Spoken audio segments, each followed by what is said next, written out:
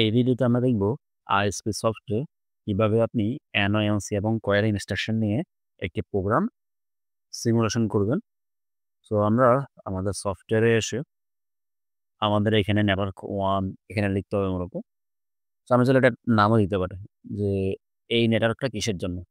সেটা আমরা দিতে পারি। সো আমাদের যেটা কাজ হবে আমরা নেটওয়ার্কে জাস্ট ক্লিক করে আমরা কিবোর্ড থেকে WPL সফটওয়্যারের মতো যদি আমি অ্যানোর জন্য LD লিখি স্পেস কাকে আমি এটাকে অন করব। আমি করলাম X0 কে।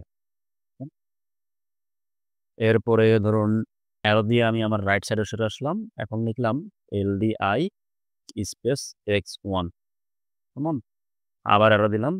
এরপর ধরুন আমি লিখব একটা আউটপুট OUT আউট স্পেস আমার Y0। সো আমরা যদি এখন এটাকে ল্যাচিং করতে চাই তাহলে আমি যার সাথে ল্যাচিং করব Y0 এর সাথে এটা কার নিচে করব আমি X0 এর নিচে কেমন? সো আমি X0 এর উপরেই ক্লিক করব। ক্লিক করে আমি লিখব OR স্পেস Y0। এটা কিন্তু ল্যাচিংটা হয়ে গেছে। আমরা কিন্তু এখান থেকে চাইলে নেটওয়ার্ক ইনসার্টও করতে পারবো। তো ইনসার্টের জন্য আমাদেরকে আসতে হবে, এখানে একটা অপশন আমরা পাবো যে দেখুন, আমাদের নিচে আমরা একটা নেটওয়ার্ক অ্যাড করব।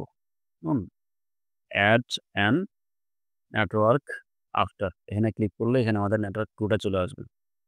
সো আমরা এখন যদি এটাকে কম্পাইল করতে চাই জাস্ট এখানে কম্পাইলে ক্লিক করব, চেক কেমন?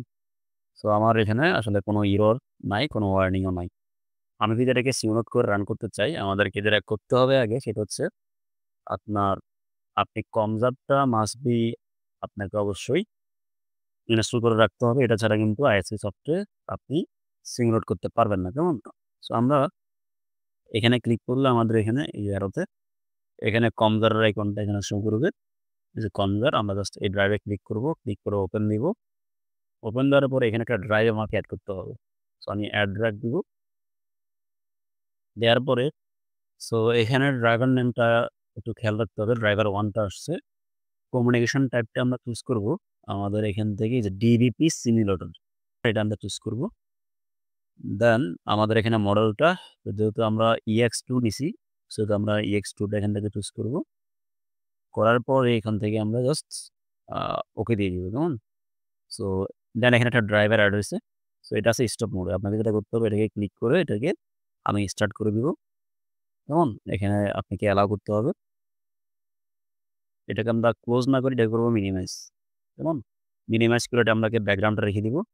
দেন আইএসপি সফটওয়্যার এসে আমরা চলে আসবো আমাদের এখান থেকে টুলস থেকে আমাদের PLC কমিউনিকেশন সেটিংস, কেমন? এখানে আসলে এখানে ক্লিক করব। সো এখানে আমরা সেই ড্রাইভার 1 টাকেই আমরা এখানে অ্যাড করব যেটা আমরা কমজারে অলরেডি অ্যাক্টিভ করছি, কেমন? এই ড্রাইভার 1 টাকেই অ্যাড করব। এটা 0 ই থাকবে। জাস্ট এখান থেকে আমরা মানে কমজারে ক্লিক করলে কমজারের ডাটাগুলো দেখতে পারবো। আচ্ছা এখানে কত নাম্বার ড্রাইভার আছে না আছে। এটাকে মিনিমাইজ করলে আমরা আবার এখান থেকে দেখতে পারবো। করে আমরা সেখান থেকে ওকে দিব। ওকে দেওয়ার পর আপনাকে যেটা করতে হবে এটাকে ডাউনলোড দিতে হবে। Download to PS. সো আমি ডাউনলোড দিলাম। এখানে আপনি যা চাবে সব জাস্ট এখান থেকে আপনি আ জাস্ট আপনি এখান থেকে ট্রান্সফার করে দিবেন। ওকে। তো প্রোগ্রামটা আমার এখন ট্রান্সফার হচ্ছে কমজারে। 100% হয়ে গেলে এটা আপনি জাস্ট এখান থেকে ক্লোজ করে দিবেন। এখন আমাদের কাজ হলো এখান থেকে এই যে অনলাইন মোডটাকে অ্যাক্টিভ করা। আমি অনলাইন করলাম আমার এটা আনছি, এটা আনো। আমাকে যেটা করতে হবে আমি যাকে আসলে অন অফ করতে চাই তার উপর ক্লিক করে রাইট বাটন প্রেস করে আমাদের দেখুন এবারে কিন্তু সেট অন অফ হবে না, কেমন? আমাদের এখান থেকে ফোর্স করতে হবে। তো আমরা ফোর্সে আসবো, ফোর্সে এসে অন করব। তাহলে দেখুন আমার কিন্তু আউটপুটটা আসলে চলে নাই। না চলার কারণ হচ্ছে আমাদের আ PLC-টা আমাদের এখন দেখুন এই যে স্টপ মোডে আছে। কেমন? আমরা এখান থেকে যেটা করব এটাকে এই যে রান করলে এখন কিন্তু এটা রান হয়ে গেছে। আমি এটাকে আবার অফ করে দিই। তাহলে কিন্তু এটা ল্যাচিং এর থ্রুতে চলতেছে। কেমন?